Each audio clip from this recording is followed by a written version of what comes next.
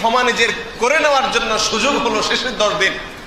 আমরা শেষের 10 দিন আসলে মার্কেটে চলে যাই, আমরা শেষের 10 দিন আসলে ঈদের জন্য আমরা ঝাঁপিয়ে পড়ি। মনে রাখবেন, ঈদ রোজাদারের জন্য, ঈদের জন্য রোজাদার নয়। দুটি জিনিস এখানে, একটা হলো আমার জন্য ঈদ, আরেকটা হলো ঈদের জন্য আমি। আল্লাহ সুবহানাহু ওয়া তাআলা যারা রোজা রেখেছেন, যারা তাকওয়ার অনুশীলন করেছেন, যারা রমজান জুড়ে ইবাদত বন্দেগী করেছেন, নেক আমল করেছেন, সালাত সিয়াম কিয়াম করেছেন, তাকওয়ার চর্চা করেছেন, তাদের জন্য উপহার হিসাবে দিয়েছেন ঈদ। অতএব ঈদ আমাদের জন্য। কিন্তু আজ আমরা রোজাদাররা ঈদকে আমাদের জন্য না করে আমরা ঈদের জন্য হয়ে গেছি। আমরা ঈদের জন্য হওয়ার মানে হলো ঈদের জন্য আমাদের নিজেদেরকে বিসর্জন করে দিচ্ছি। রমাদানের শেষ দশক আসলে মসজিদগুলো মুসল্লি শূন্য হয়ে যায়। মসজিদের মুসল্লিগুলোকে পাওয়া যায় মার্কেটগুলোতে, কেনাকাটাতে, ঈদের প্রস্তুতিতে, ঈদের শপিংয়ে। এর মানে হলো আমরা রমাদানকে বুঝি নেই।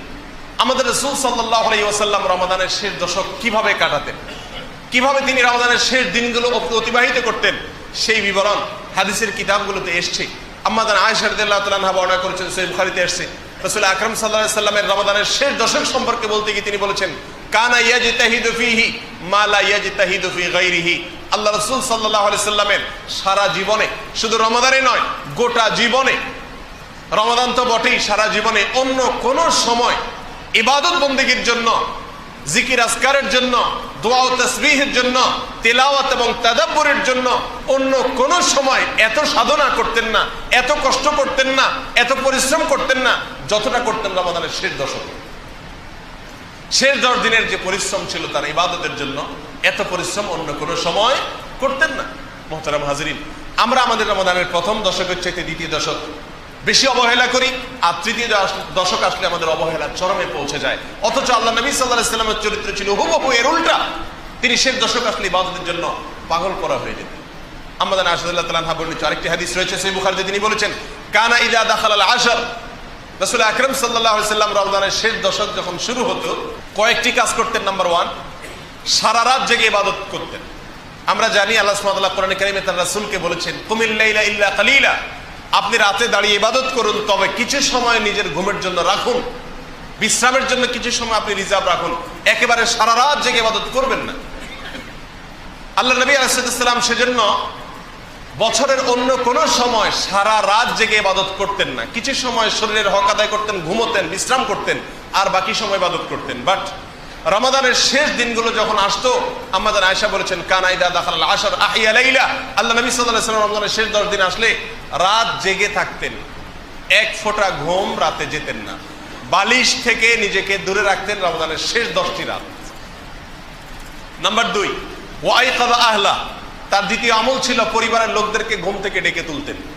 পরিবারের লোকদেরকে ঘুমোতে দিতেন না, কারণ কোন সুপার শপে, কোন মার্কেটে যদি অফার দেওয়া হয় যে যে ট্রলি নিয়ে ঢুকতে পারবে, একজনে একটা ট্রলি বোঝাই করে মাল নিয়ে বের হতে পারবে, ট্রলি বোঝাই মাল যাই হবে এর জন্য কোনো পেমেন্ট তাকে করতে হবে না, এই অফার যদি কোনো মার্কেটে দেওয়া হয়, আর আপনার আশেপাশে আপনার পরিবারের সব সদস্য থাকে, আপনি সেই মার্কেটের সামনে দিয়ে যান, আপনি নিশ্চয়ই একা একা সে মার্কেটে ট্রলি নিয়ে প্রবেশ করবেন না, বরং আপনি আপনার পরিবারের প্রত্যেক প্রাপ্তবয়স্ক সদস্যকে উদ্বুদ্ধ করবেন, ঝাঁপিয়ে পড়ো, জলদি ধরো, নিজে একটা ধরবেন, তাদেরকে আরেকটা ধরাবেন, এবং দ্রুত ঢুকে পড়বেন ট্রলি ভর্তি মাল অফার নিয়ে বের হওয়ার জন্য।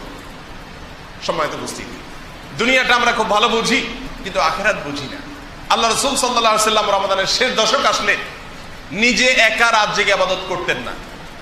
ওয়াইকাযা আহলা, পরিবারের লোকদেরকে ডেকে তুলতেন, এত বিশাল অফার চলছে, এটা ঘুমের দশক না, ও কপাল পোড়া, সারা বছর ঘুমানোর সুযোগ আছে, অন্য রাত আর এ রাত সমান নয়।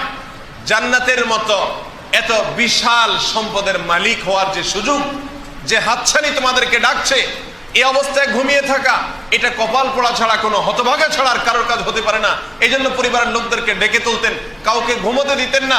আমরা জানি নফল ইবাদতের জন্য পরিবার বা অন্য কাউকে ডেকে তোলা ইসলামী শরীয়তে নির্দেশিত বিষয় নয়, বরং ফরজ ইবাদতের জন্য পরিবারকে ডেকে তুলতে হয়। নফল ইবাদত নিজেরটা নিজে করতে হয়। আল্লাহ নবী সাল্লাল্লাহু আলাইহি সাল্লামের ব্যতিক্রম ছিলেন না, তিনিও নফল ইবাদত নিজেরটা নিজে করতেন, তার পরিবারকে কখনো ডাকতেন না।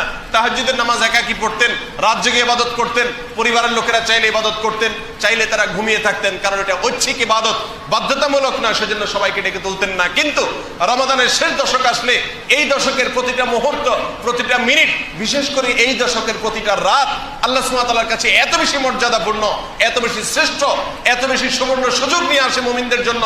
আল্লাহ নবী সাল্লাল্লাহু আলাইহি সাল্লাম সেই হাতছানি সুযোগ, সুবর্ণ সুযোগ দেখে, সেই জান্নাত নিজের করে নেওয়ার, আল্লাহকে সন্তুষ্ট করবার বিশাল বড় হাতছানি দেখে তিনি আর ঠিক থাকতে পারতেন না।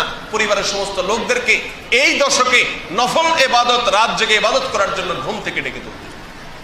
সম্মানিত উপস্থিতি, আল্লাহ নবী সাল্লাল্লাহু আলাইহি সাল্লামের রমাদানের শেষ দশক কিভাবে কাটাতেন, কিভাবে তিনি কাটাতেন এই দশকগুলো, এই দশকটি এবং এই দশকের দিনগুলো এবং রাতগুলো, সে সম্পর্কে আমাদের আয়েশা বলতে গিয়ে বলেছেন ওয়াইকাদ আহলা, এবং পরিবারের লোকদেরকে ডেকে তুলতেন। নাম্বার 3, ওয়াশাদ্দা মিজারা, তিনি কমর বেঁধে নিতেন।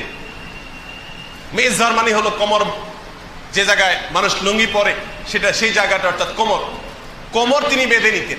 রমাদানের শেষ দশক আসলে কোমর বেঁধে নিতেন মানে কি? এর দুটি মানে মুহাদ্দিস, হাদিস বিশারদগণ, উলামায়ে কেরাম বলেছেন। তার একটি মানে হলো স্ত্রী বিয়োগ, অর্থাৎ এই দশক আসলে স্ত্রী থেকে দূরে থাকতেন, অর্থাৎ ইবাদতের জন্য নিজেকে সম্পূর্ণরূপে নিবেদিত করে দিতেন। সেখানে আনন্দ, বিনোদন বা নিজের কোনো ভোগ বিলাসিতার দিকে মনোযোগ ছিল না, এই জন্য স্ত্রী থেকে পর্যন্ত নিজে দূরে থাকতেন, অর্থাৎ এই দশকে শুধু ইবাদতের জন্য রিজার্ভ রাখতেন। আর অনেক মুহাদ্দিস উলামায়ে কেরাম বলেছেন এর অর্থ হলো ইবাদতের জন্য একজন মানুষের সর্বশক্তি নিয়োগ করাকে এখানে বোঝানো হয়েছে। ওয়াশাদ্দা মিজারাহু, তিনি কমর বেঁধে এই দশকে ইবাদতে নেমে পড়তেন। আমরা সাধারণ প্রবাদেও বলি, কোনো কাজে যখন মানুষ সর্বশক্তি নিয়োগ করে তখন বলে সে কমর বেঁধে নেমে গেছে। এই দশকে আল্লাহ নবী সাল্লাল্লাহু আলাইহি সাল্লাম ইবাদতের জন্য সেভাবে, অর্থাৎ কমর বেঁধে নেমে যেতেন। মুহতারাম হাজিরিন, কমর বাঁধা তো দূরের কথা, কমর বাঁধা তো দূরের কথা, আমরা ন্যূনতম কোনো প্রচেষ্টা শেষ দশকে ইবাদতের জন্য করি, এরকম মানুষের সংখ্যা আমাদের সমাজে খুবই নগণ্য। যারা গোটা রমজান জুড়ে ইবাদতবন্দি করার চেষ্টা করেছেন, যারা গোটা রমজান জুড়ে সিয়াম পালন করেছেন, তারাবির আদায় করেছেন, দুঃখজনক বিষয় হলো সেই সকল লোকেরা পর্যন্ত যখন বন্টন করার সময় হয় তখন তারা মার্কেটগুলোতে চলে যায়, তখন তারা ঈদের কেনাকাটা পেছনে চলে যায়, শপিংয়ের পেছনে সময় নষ্ট করে ফেলে। এবং এদের দৃষ্টান্ত হলো ওই ব্যক্তির মতো যে ব্যক্তি সারা দিন ভরে পানি সেঞ্চন করেছে, যখন মাছ ধরার সময় এসেছে তখন সে বাচ্চা ছেড়ে দিয়েছে।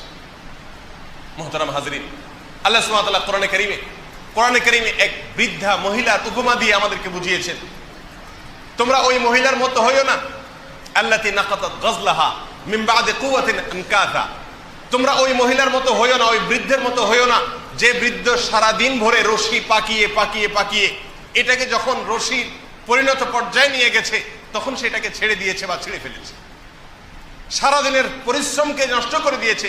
তোমরা সেই বৃদ্ধ মহিলার মতো হতভাগা হইও না।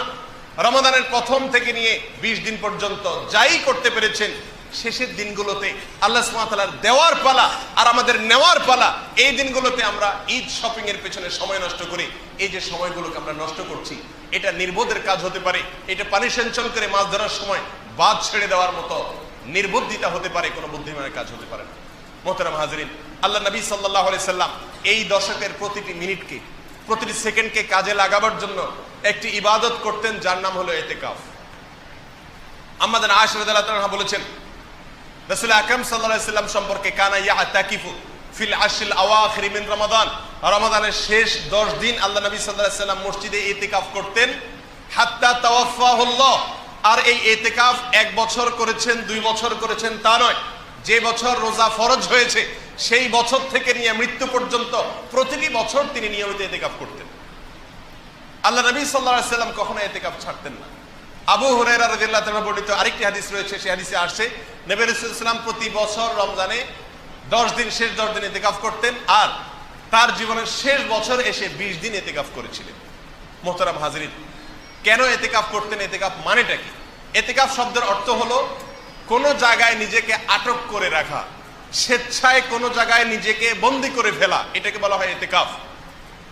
রমজানের শেষ দশকে একজন কল্যাণ পথের পথযাত্রী, জান্নাতের জন্য একজন মরিয়া হয়ে হন্যে হয়ে জান্নাত সন্ধান করছে, এরকম একজন লোক যিনি রমজানের প্রথম এবং দ্বিতীয় দশক ইবাদত বন্দিগি করে পরিতৃপ্ত নন, নিজের ইবাদতে তিনি সন্তুষ্ট নন, তিনি রমাদানের শেষ দশক কাঁথা বালিশ নিয়ে আল্লাহর চৌকাঠে এসে, আল্লাহর দুয়ারে এসে পড়ে যাওয়ার নাম হলো ইতিকাফ। এ হলো সেই ভিক্ষুকের মতো, যে ভিক্ষুক বারবার একটা লোকের কাছে ভিক্ষা চেয়েছে, কিন্তু সে কাঙ্ক্ষিত ভিক্ষা, কাঙ্ক্ষিত তার চাওয়া সে অর্জন করতে পারেনি। এরপরে যার কাছে সে ভিক্ষা সবসময় করত, তার দুয়ারে গিয়ে কাঁথা বালিশ নিয়ে বসে পড়েছে, যে না দেওয়া পর্যন্ত আমি আর সরছি না। ঠিক এই লোকটির সঙ্গে আল্লাহর ঘরে রমাদানের শেষ দশক ইতিকাফকারী লোকদের হুবহু মিল রয়েছে। আল্লাহ নবী সাল্লাল্লাহু আলাইহি সাল্লাম এই জন্য রমজানের শেষ দশক মসজিদে এসে পড়ে যেতেন, ইতিকাফ করতেন। প্রিয় ভাইরা আমার, যে আমলটি আল্লাহ নবী সাল্লাল্লাহু আলাইহি সাল্লামের জীবনে একবারও ছাড়েননি, একবারও তিনি এই আমলটি কোনো বছর ছাড়েননি, আমাদের এই উপস্থিত মুসল্লিদের মধ্য থেকে বেশিরভাগ লোক, আমাদের অবস্থা হলো সে আমলটি আমাদের জীবনে একবারও করি। যে আমলটি আল্লাহ নবী সাল্লাল্লাহু আলাইহি সাল্লামের জীবনে একবারও ছাড়েননি, সে আমলটি আমার জীবনে একবারও আমি করিনি। চরম শত্রুর সঙ্গে পর্যন্ত এ ধরনের বিরোধ, এ ধরনের বৈপরীত্য, এ ধরনের কাজের ক্ষেত্রে সম্পূর্ণ বিপরীত মেরুতে অবস্থান করা, এটা চরম শত্রুর সঙ্গে পর্যন্ত হয় না। সেখানে আপনি যাকে অনুসরণ করে জান্নাত পেতে চাইছেন, আপনি যাকে অনুসরণ করে আল্লাহর ভালোবাসা পেতে চাইছেন, তার জীবনের সঙ্গে আপনার এরকম বিপরীত মেরুতে অবস্থান, এই একটি বিষয়ে মোহতারাম হাজিরিন আমাদেরকে নতুন করে ভাবতে শেখায়, নতুন করে আমাদেরকে ভাবতে হবে এবং নতুন করে প্ল্যান করতে হবে। অতএব আসুন রাসূল আকরাম সাল্লাল্লাহু আলাইহি ওয়াসাল্লাম রমাদানের শেষ দশক যেভাবে কাটাতেন, আমরা সেভাবে কাটাবার চেষ্টা করি। তার রমজান কাটাবার, শেষ দশক কাটাবার প্রথম যে চিত্র ছিল সেটা ছিল যে তিনি এই দশক এলে যেভাবে ইবাদত বন্দি করতেন, যত বেশি সাধনা করতেন, যত বেশি তেলাওয়াত করতেন, যত বেশি তাসবিহ করতেন, যত বেশি দোয়া করতেন, যত বেশি সিজদা করতেন, যত বেশি কান্নাকাটি করতেন, জীবনে অন্য কোনো সময় এতটা করতেন না। নাম্বার 2, তিনি এই দশক আসলে রাতে ঘুমাতেন না, সারা রাত জেগে থাকতেন, দিনের বেলা টুকটাক ঘুমিয়ে নিতেন, কিন্তু রাত ভর ইবাদত করতেন। নাম্বার 3, তিনি এই দশক আসলে পরিবারের লোকদেরকে ডেকে তুলতেন ইবাদতের জন্য, অন্য কোনো সময় নফল ইবাদতের জন্য ডেকে তুলতেন না। নাম্বার 4, এই দশক এলে তিনি ইতিকাফের জন্য আল্লাহর ঘরে চলে আসতেন, কারণ আল্লাহর ঘরে চলে আসলে দুনিয়ার কোনো ব্যস্ততা আর আল্লাহর ইবাদত থেকে তাকে দূরে রাখতে পারে না। এই জন্য এই দশক তিনি আল্লাহর জন্য রিজার্ভ করে ফেলতেন। 355 দিন আপনি ব্যয় করছেন অন্যের জন্য, পরিবারের জন্য বা অন্যদের জন্য, 10টা দিন ব্যয় করুন আপনার নিজের স্বার্থের জন্য, আল্লাহর ঘরে এসে আল্লাহর ইবাদতের জন্য।